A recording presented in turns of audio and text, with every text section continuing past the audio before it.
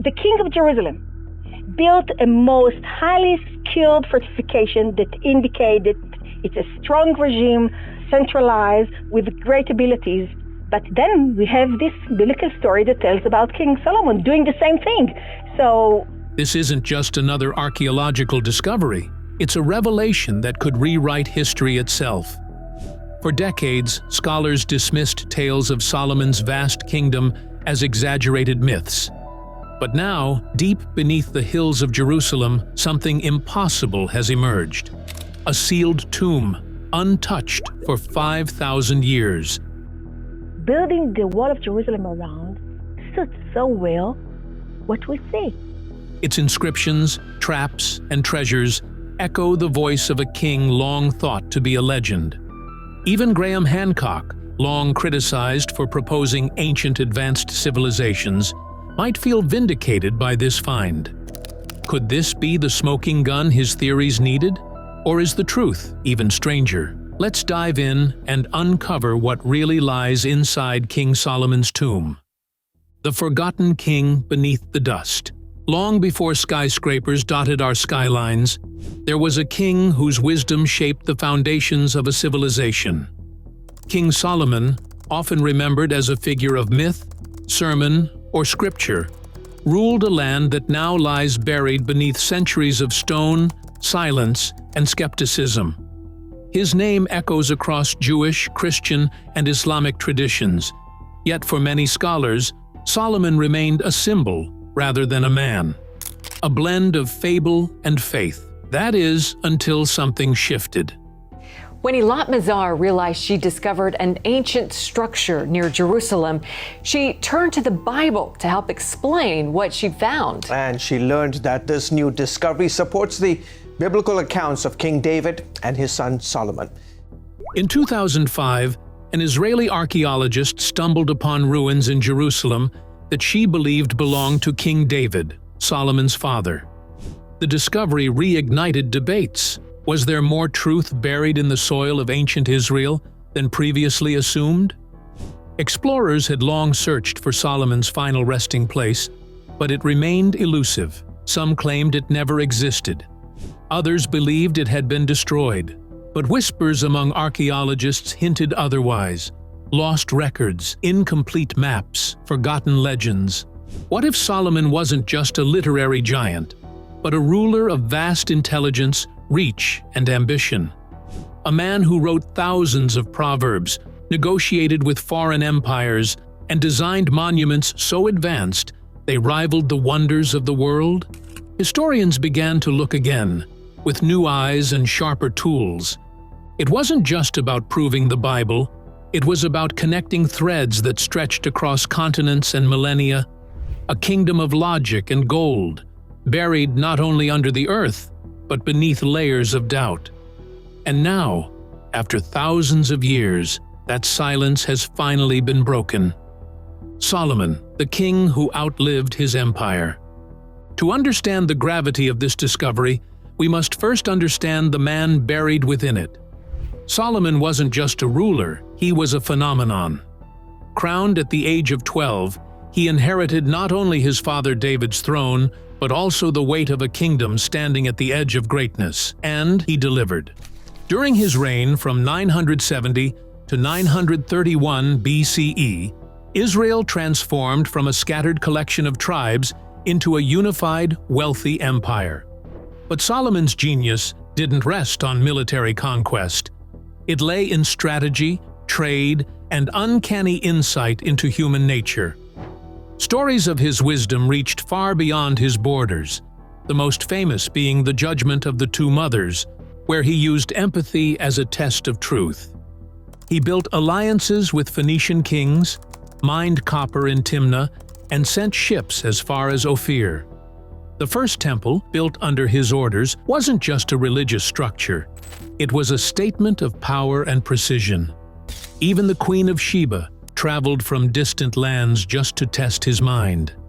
But like all great figures, Solomon was layered.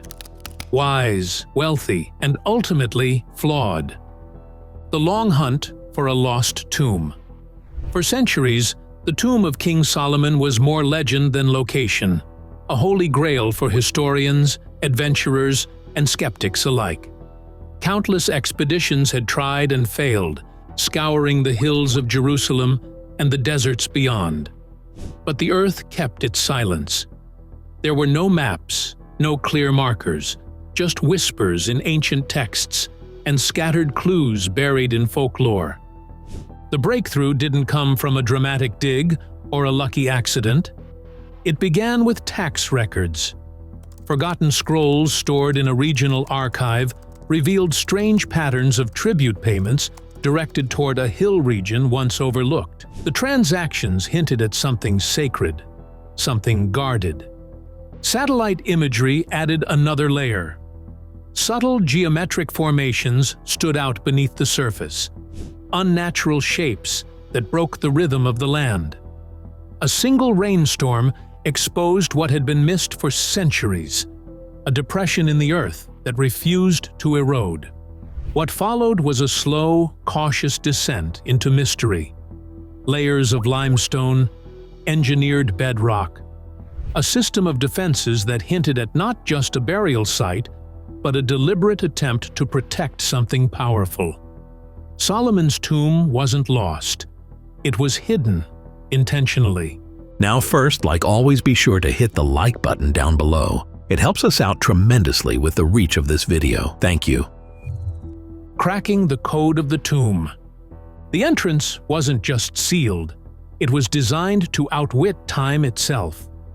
When Dr. Emily Carter and her team stood before the tomb's massive stone door, they knew they weren't simply opening a grave. They were deciphering a message left by minds as sharp as their own. The door wasn't locked with brute force, but with riddles carved in stone and balanced on mathematics. Ground-penetrating radar revealed a complex network of levers, counterweights, and pressure points hidden behind the facade. The clues weren't obvious. Ancient wear marks and symbolic carvings hinted at a sequence rooted in the Hebrew calendar. Every number seemed intentional. Every groove told a story. It took days of slow, surgical movements. Press too hard, and the entire system would collapse in on itself, a trap designed to punish intruders. But this wasn't just about solving a puzzle. It was about thinking like Solomon, respecting what was built, and understanding why it was hidden. When the final mechanism clicked, the stone groaned and shifted, revealing a darkness untouched by millennia. The air changed. Dust lifted like breath. They hadn't just entered a tomb. They had stepped into a preserved mind. The first glimpse into eternity. As the heavy stone door slid open, silence fell over the team. No one spoke. No one moved. Only the soft beam of Dr. Carter's flashlight pierced the dark. What it revealed left even the most seasoned archaeologists in stunned disbelief. They weren't staring at ruins. They were staring at perfection. The tomb's first chamber shimmered with gold dust suspended in the air. The walls were covered in vibrant murals, untouched by time, depicting scenes of Solomon's wisdom, judgment, and rituals. In the center stood a majestic golden throne, its armrests shaped into roaring lions, echoing biblical descriptions down to the smallest detail. Ancient incense burners sat quietly in corners, still filled with hardened resins. Scrolls written in ancient Hebrew lay preserved beside an ornate writing desk. Reed pens, ink pots, and a ring bearing the Star of David, all undisturbed for 5,000 years. But this wasn't just a king's burial chamber. It was a world paused in motion. From silk fragments of foreign lands to sealed jars of exotic oils, the room whispered of a global empire. The deeper the team looked, the clearer it became. This wasn't a myth. It was a memory, fossilized in gold. Wealth beyond the legends. The deeper the team ventured, the more reality blurred into something out of legend. The chamber wasn't just a tomb, it was a treasury, a living archive of Solomon's unmatched empire. Gold lined the walls in neat, deliberate rows. Ornate vessels, ceremonial plates, and jewel-encrusted tools spoke of a civilization operating at a level of refinement historians hadn't imagined possible. At the heart of it all stood the throne, solid gold and ivory, flanked by 12 golden lions. Each lion symbolized a tribe of Israel, and each carving told a story of justice, governance, and divine rule. But it wasn't just Israeli artifacts that filled the space. There were spices from India, ivory from Africa, silk from China, and turquoise from the Sinai, proof of an international trade network centuries ahead of its time. Gemstones glowed unnaturally in the low light. Rubies, emeralds, and a mysterious blue stone that some believed to be the legendary shamir, said to cut stone without a blade. Scrolls detailed transactions, diplomatic treaties, and even private musings. But among all the riches, one clay tablet stood out. Its inscription read, "Gold is nothing without peace in the heart," a silent echo of Solomon's own inner truth. Secrets carved in stone. As the team documented every artifact, their eyes were drawn to something even more compelling than gold: words. The walls of Solomon's tomb weren't just decorated. They were inscribed, etched with thousands of Hebrew lines that turned stone into parchment. These weren't random markings. They were deliberate, layered messages waiting to be understood. On the eastern wall, a hidden prayer revealed Solomon's private thoughts. "May wisdom guide my hand, as stars guide sailors." It was a moment of raw humanity from a king seen only through legend. Above them, the ceiling bore astronomical charts, precisely matching the night skies of 3,000 years ago. These weren't myths, they were measurements. Elsewhere, encrypted codes described secret construction techniques used to build the first temple.